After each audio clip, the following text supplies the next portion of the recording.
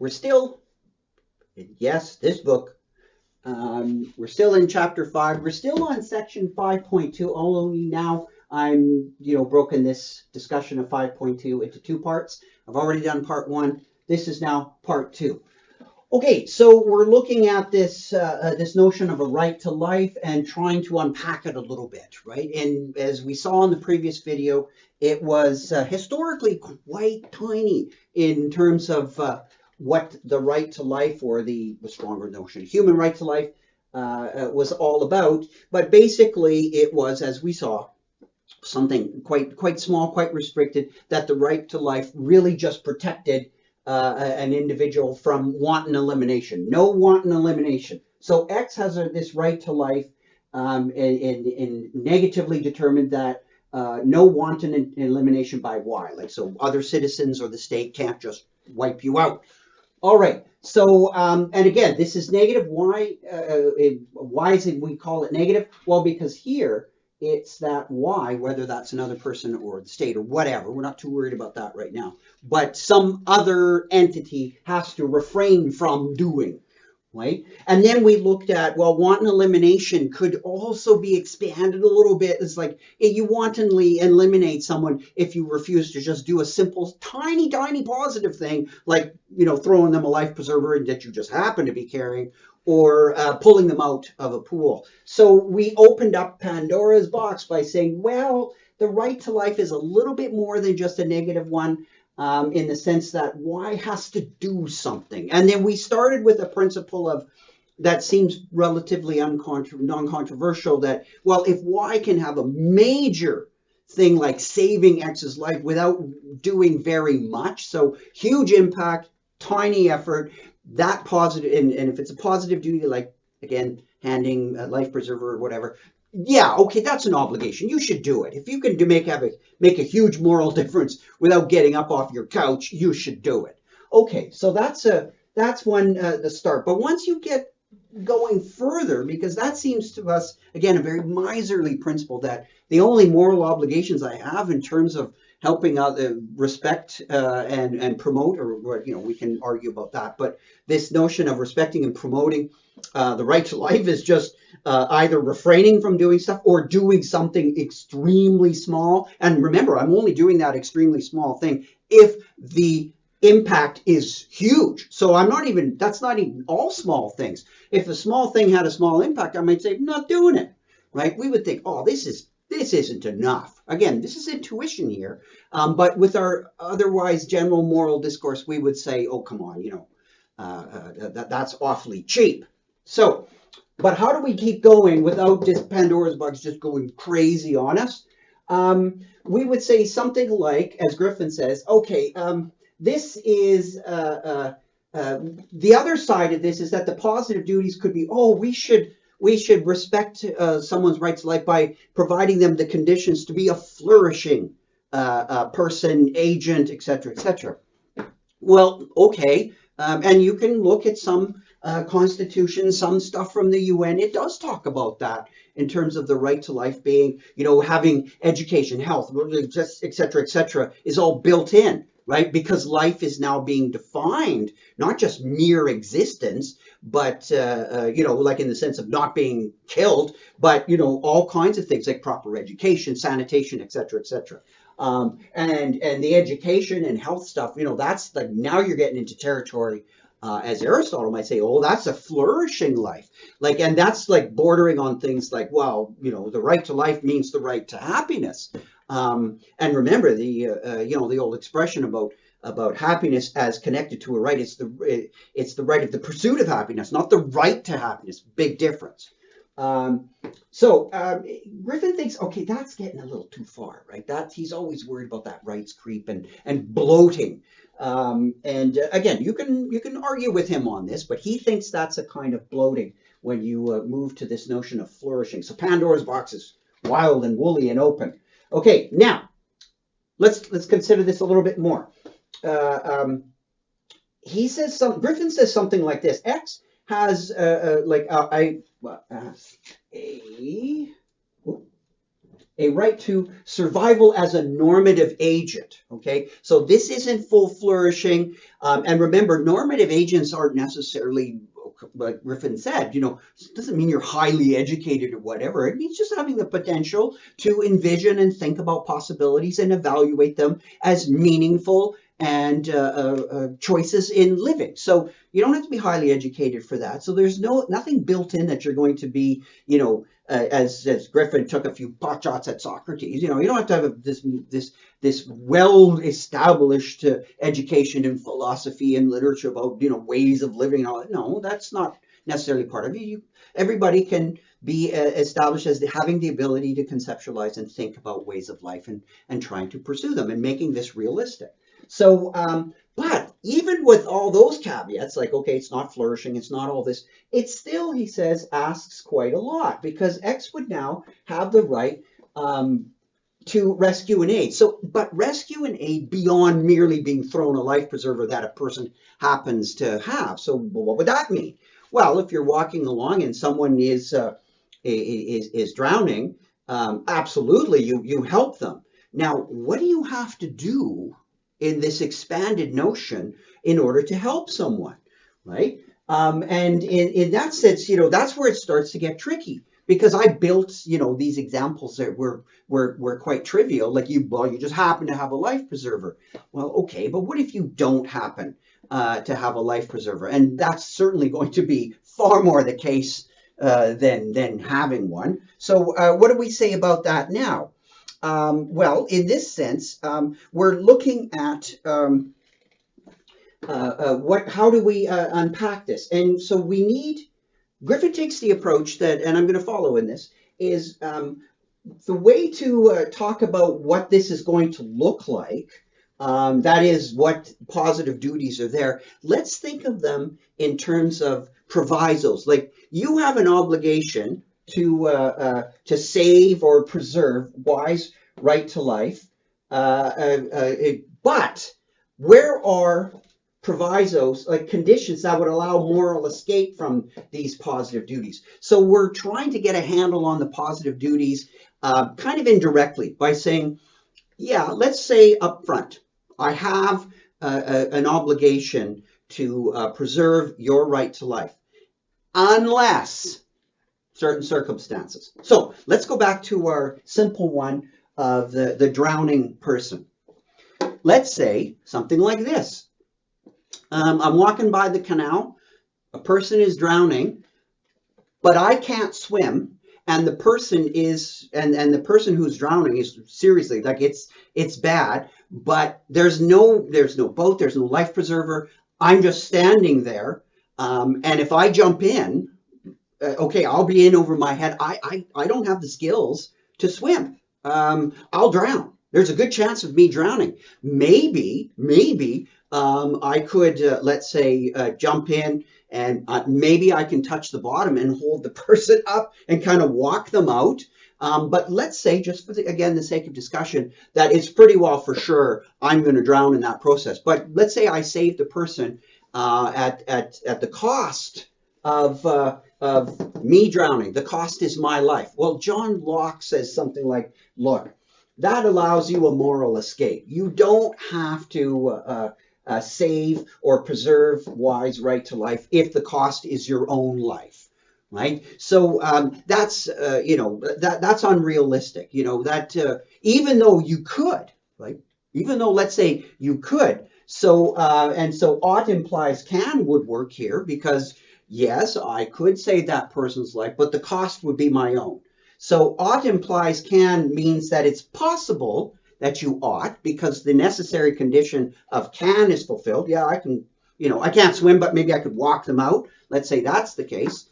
If I couldn't walk them out at all, then the necessary condition of can wouldn't be there, so I wouldn't be obligated at all. But if I could save them, even though it's the cost of my life, it might be the case that I ought to. But Locke will put the brakes on that and say, no, you are not obligated to save someone or to preserve their right to life if the cost is your life. That's too high. So that's kind of a moral proviso, right? In this, a proviso that it's a condition that allows a moral escape, right? I can escape from duty simply by refusing to do them, but that's not a moral escape. So a moral kind of proviso is when it is legitimate for me to say, I'm not doing that. I'm not going to respect or honor that right. Why? Because the cost is my life. So we would say, okay, we're not going to blame you, even though you didn't do anything. There's nothing you could have done.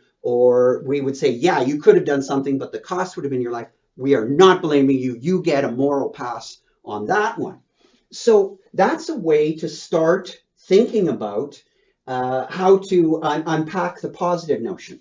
So I'm going to just tweak what Griffin does a little bit, and to give more of an idea as to what these are, these provisos, right? What they're going to turn out to be, is to rewrite this whole thing in terms of what mathematicians will call a function, right? It has some variables in it. We're not going to worry too much except for this variable. So these we're going to just kind of think about as agents or whatever, right? So we're talking about human beings, maybe an institution. We'll come back to this when we start talking about institutions here.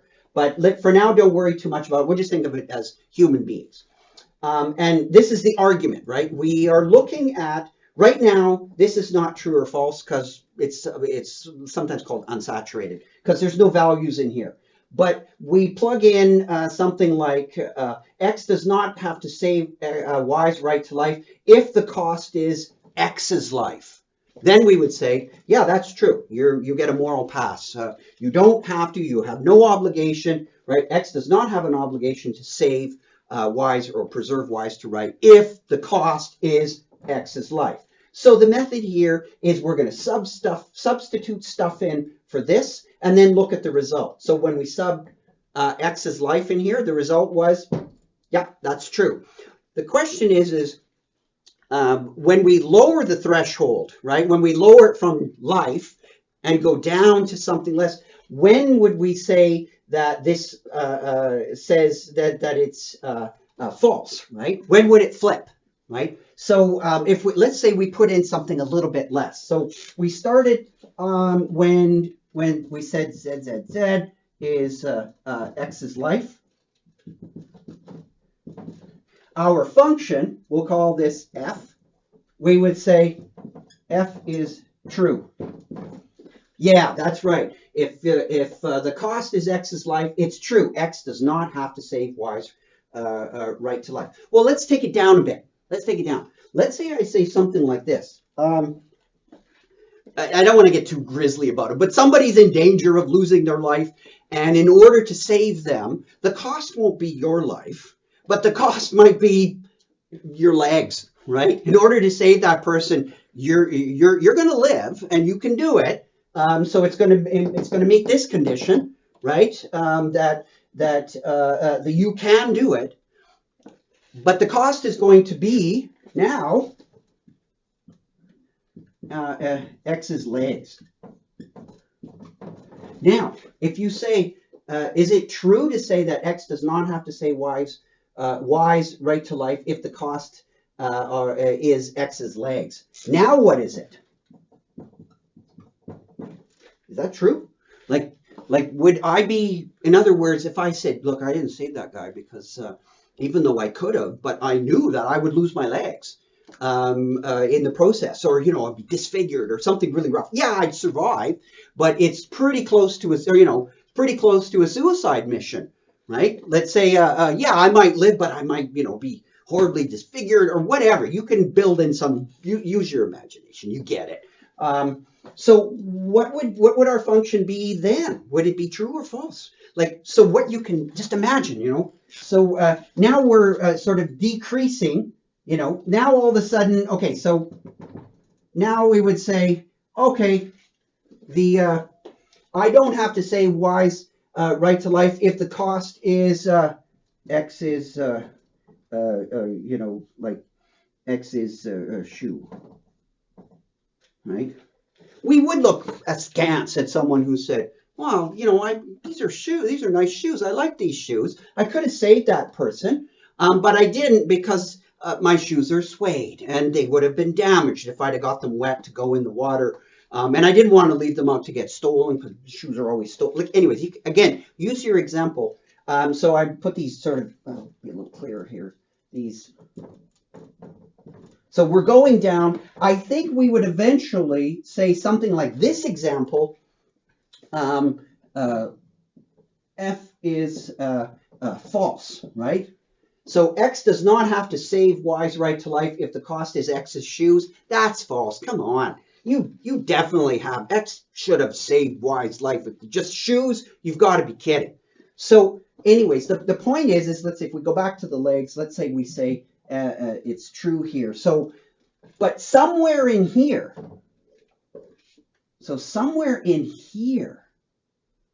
we're going to ask, where does this, so we kind of mathematize this a little bit.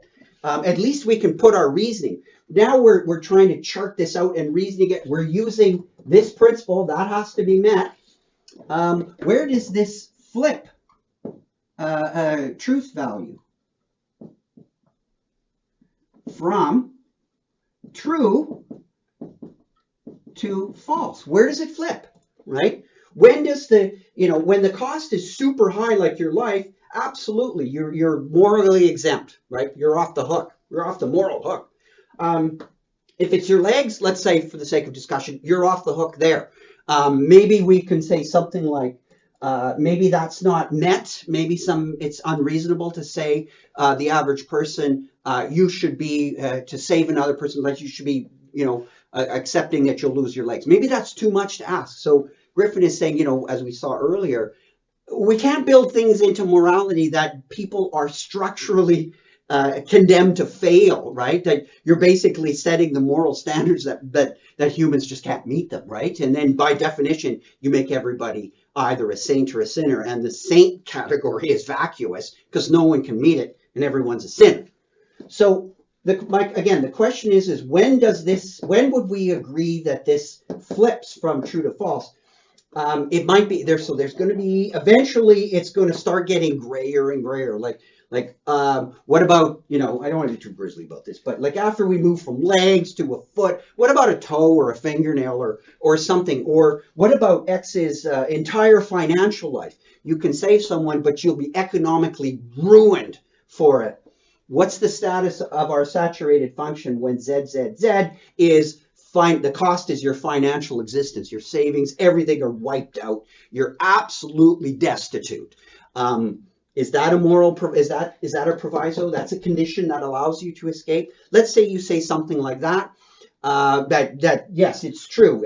X does not have to save Y's life if the cost is X's entire financial existence. And we're not talking about you being rich. We're just talking about you having some savings that you were about to live off of in your retirement or something. Nope, you're absolutely destitute and you're just about to retire and you got nothing. Your pension, everything's gone, or something like that. We might say, okay, no, that's true. You don't have to give up your entire financial cost. So this gives us a lot of freedom to think, using this principle, using questions of, what are human beings capable? Again, you might say something like, that's too much to ask of people to give up their entire financial background that they worked everything for. I don't know. You could see but we would say, you have to give up a nickel or something. We would say, oh, come on, that doesn't let you off the hook. That you'd say, well, the price was a nickel.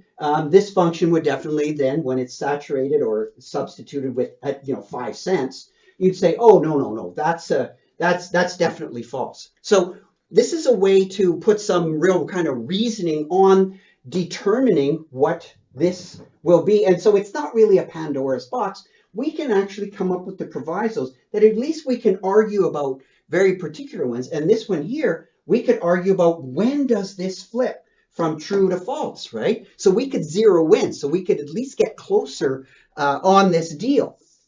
In this sense, there just are going to be limits here, and we're going to eventually bump up that right here when we get to arguing, let's say, if you think about it, oh, we're getting down to the real fine grain stuff in here. Well, that's where the roughness could emerge. Might be somebody, will say, okay, that's where it flips from true to false. And the next person might say, now take it down a couple notches. It's still true. You should be exempt. And, so where we agree on the provisos, we can make it more fine grained than just simply yelling what we think. But we're still going to have, as Griffin says, a kind of roughness, right? We're in the fine grain. It's not going to get perfectly smooth. It's always going to be this kind of granular stuff where we're going to disagree, and we're not going to get perfect agreement at this place. But you know what?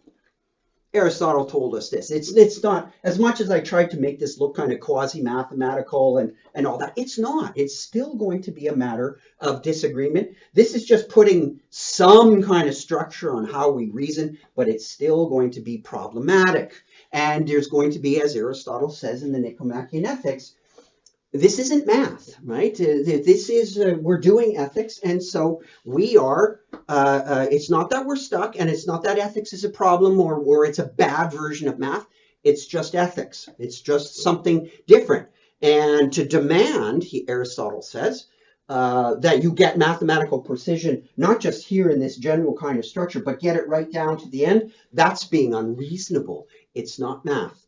And so you're being unreasonable to demand mathematical type precision all the way down in ethics. You can ask for a lot of reason, but there's going to be something at the end. It's just not going to be that pristine clarity that we all love and fear that math has.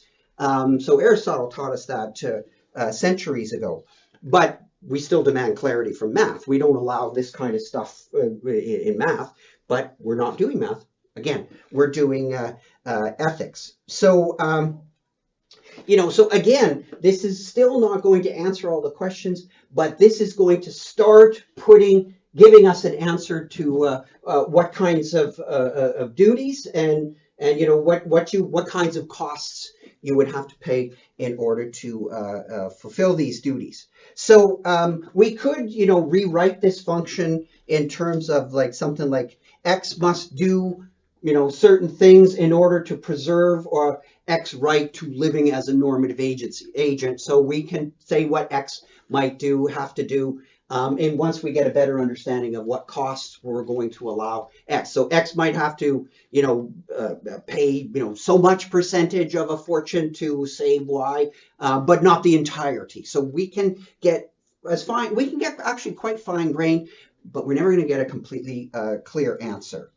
So there is a way to get to do moral reasoning where it's not just random. We've got principles, we've got a structure involved, but again, as Aristotle said, it's not math.